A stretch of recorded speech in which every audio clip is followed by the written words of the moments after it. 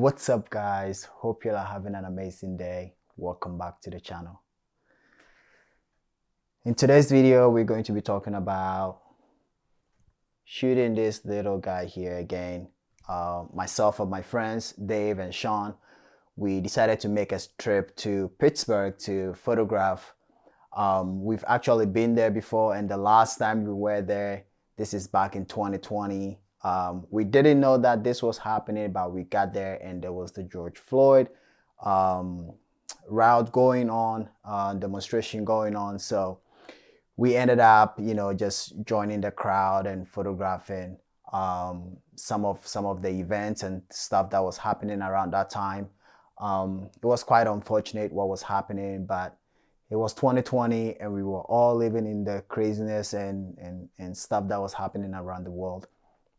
So we decided to go back, and this time just kind of walk through places that we didn't really walk, or instead of now following the crowd, just wander around and photograph. So I brought with me, as you guys have seen on the channel, I just purchased this Leica R7, and it's been my daily carry. It's been my my main camera now, and I have some other news for you guys, but it's going to be in the next video. So if you're not subscribed to the channel yet, please subscribe and, hit that like button if you enjoy my videos and stuff like that.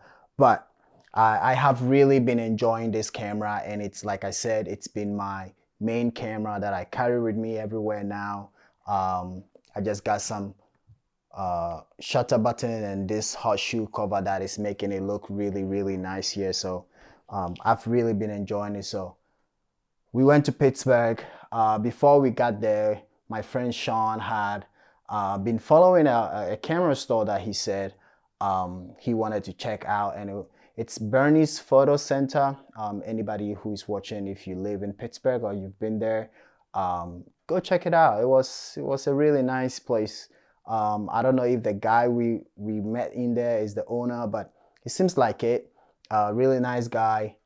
He's got a lot of stuff. Like, you look around everywhere and there's just stuff everywhere. It's not the biggest. It's a very small camera store, and he's got a lot of stuff in there. So I ended up purchasing. What did I buy there? I ended up purchasing a lens cap, because this lens that I bought from KEH did not come with a front cap. So I ended up buying one from him, which I wish I didn't, because just as we got back from the trip, I ordered this square hood that came with a metal cap with it. So it was just a money that I spent that I shouldn't have. But anyways, it was good to support, a local store and just kind of check what they have in there. After we left the camera store, recommended by the store owner, we went to this restaurant to have lunch before we started walking. I walked around the neighborhood a little bit. I don't know what side of town we were.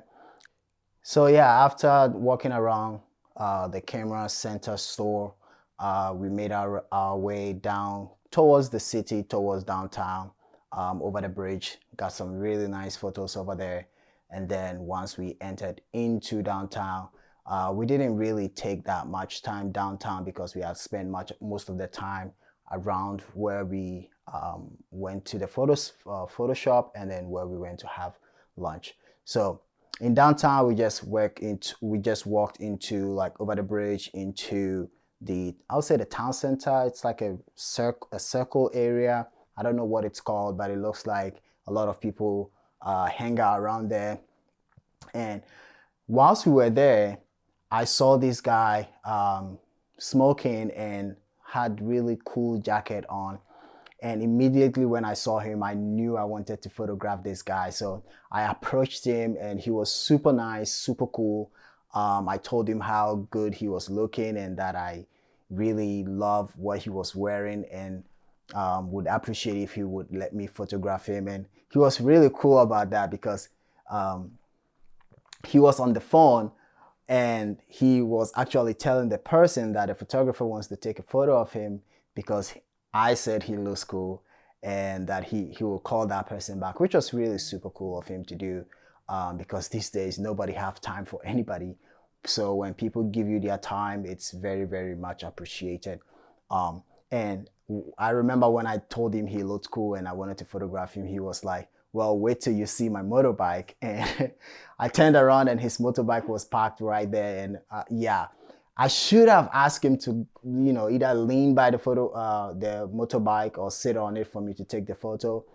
But like I said, I didn't want to take much of his time because he was already being so generous of his time to me. So unfortunately, I overexposed those photos because I was using the flash and I think I was too close to him. So I kind of overexposed it a little bit. I was able to bring it down, in post, but still, I kind of messed up there, and I wish. I don't think with the look that I was going for, natural light would have done justice to the photo.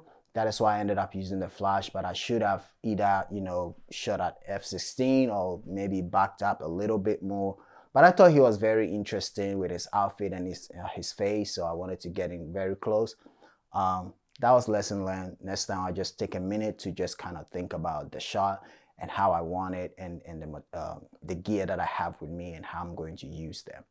So after I took that shot, we kind of were circling around to walk back into where we were before we got into downtown, because we had parked our cars there. And as I was walking, I heard somebody like talking. Initially, I just thought they were just, either speaking to somebody or just talking on the phone. These days with headsets and all that, you never know when somebody's speaking, who they are speaking to or what they want or what they mean. But as I got closer to him, he called out to me again. And when I turned around, he's like, yeah, come photograph me too. Which was pretty cool because, these days when people see you with cameras, they just want to, hide or shy away or, just wondering why you're even photographing them.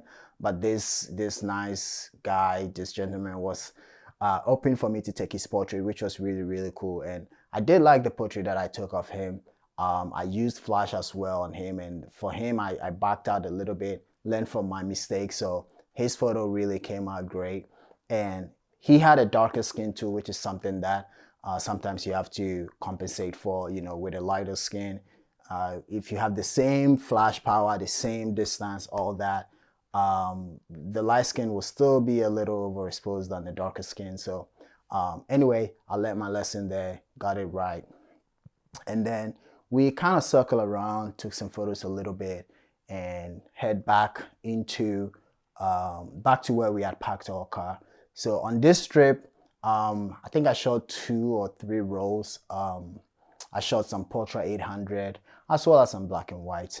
But also, like, I've been taking a lot of photos with this camera, and so at the end of the video, I might just show you some of the photos that I've been taking. Recently, I noticed I don't think this video is just about this camera, but that was the trip that we made to Pittsburgh. I also have been really enjoying shooting the Fuji XE1, walking around with it sometimes when we take walks and strolls around the neighborhood. We live close to downtown, so anytime we take walks, I bring it with me. Sometimes if I don't want to load fresh RAW in this camera. So yeah, it's been nice photographing, and I'll share some of the results with you guys as well. That is it for the video. I hope you guys enjoyed it. I hope you guys liked the photos. Let me know in the comments what you think about the photos that I took. I've been really enjoying Portra 800 lately. For a long time, Kodak Gold was, my favorite film. I love to shoot Kodak Gold, but unfortunately, it's hard to find them anymore. And when you do, I know Portra 800, Portra 400 is 36 exposures, but on Kodak Gold, I really, really enjoyed shooting 24 exposures. However, since then, I have switched to shooting more Portra now. So Portra 800, Portra 400, and then HP5 for my black and white. So it's been fun shooting this camera. I have really, really loved it. Loved it so much that I have another surprise that I want to share with you guys. So stick around. there's going to be more videos coming. Recently I've been kind of not motivated to make videos. I've been shooting a lot of photos, but haven't been motivated to make videos. But I do have set of photos that I want to talk about and a few things that I want to share with you guys. So thanks for watching. I really do appreciate you guys. Now the last thing that I want to leave you guys with is KBANA zine is still available. We were supposed to ship, production was supposed to happen last month and ship by the end of last month, but unfortunately we had to push back 1 month more. So it's still available. Please do make your purchase. We've decided for now it's open, but we've decided to keep it a limited of 100 copies because like this is our first issue and we don't know how it's gonna go. The work is really great, that I will say. It's a really great magazine, but this time we want to just keep it to a number of 100, and then once that is done, it's done, and we will see if we're going to come up with a issue 2 or not. It was fun designing it. It was fun reaching out and finding all these amazing photographers in here. I might make a video and break down to the genres that we have in the magazine and the photos that we have in there so you guys can see. But check out Fine Art Photography Gallery /store. You're going to have the magazine. We have 2 versions. We have the regular and then the premium. The premium comes with 2 photos of the front and back copy, front and back cover, and the regular is just going to be the magazine. So please check the link in the description below and make your purchase. Thanks for watching. I'll see you guys in the next one. Bye bye.